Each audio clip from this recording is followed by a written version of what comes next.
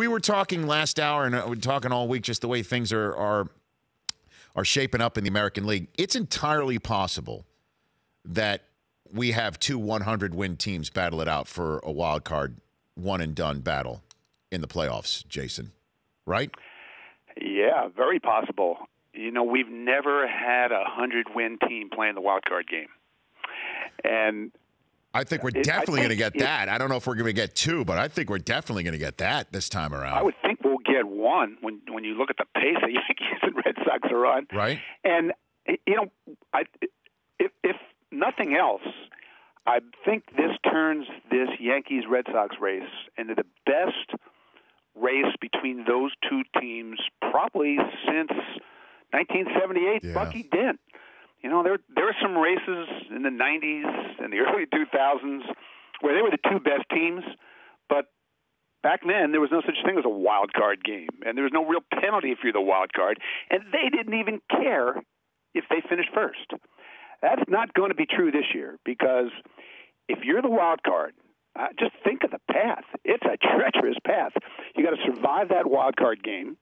You know, say you're the Red Sox, you've got to spend Chris Sale to do it. You have to beat James Paxton to do it. Now you're going to go face the best team in that league, another 100-win team. It'll be Astros, or could be Mariners, could be Yankees. This is no way to try to get to the World Series. So winning the AL East has never been more important than it will be this year. Well, I mean, you mentioned the 78 Yankees-Red Sox. I mean, that was the year of the Boston Massacre when the Yankees came from 14 back only to be 4 back, going to Fenway and then sweeping it all, and then that led to that one-game playoff with Bucky Dent, et cetera, et cetera. I mean, I don't see either one of these teams being more than a game or two in front of the other all year long. That said, I imagine the July deadline will be important for both of these teams also. How do you see that shaping up, Jayson? Yeah, absolutely. I mean, this often comes down to the team that makes the best deal. And, you know, the Yankees have been incredible. They have not lost a series since the second week of April. But as they look at their team, I think they feel like they need a Game 2 starter, maybe a Game 2 and Game 3 starter in the postseason. And so they'll be really aggressive looking for starting pitching in July. The Red Sox, I think a lot depends on health, but their lineup's been great. Their rotation is built for October, given health.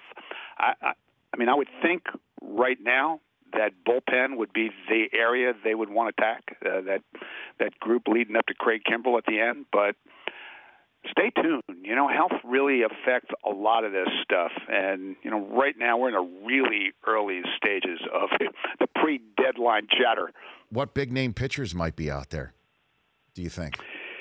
You know, this has been something that I would say worries the Yankees quite a bit. You know, we talked about them wanting to trade for a Game 2 starter.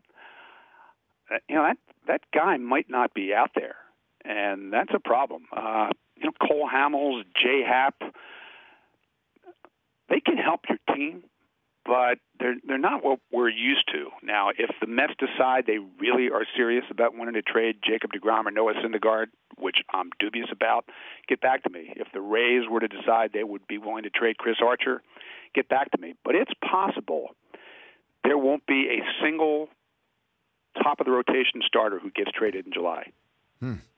Well, that would be a problem for a team that's looking for an ace in July to try and go pitch for pitch with somebody like Houston or the Red Sox when it all comes down to it. The Rich Eisen Show, weekdays at noon Eastern on Audience.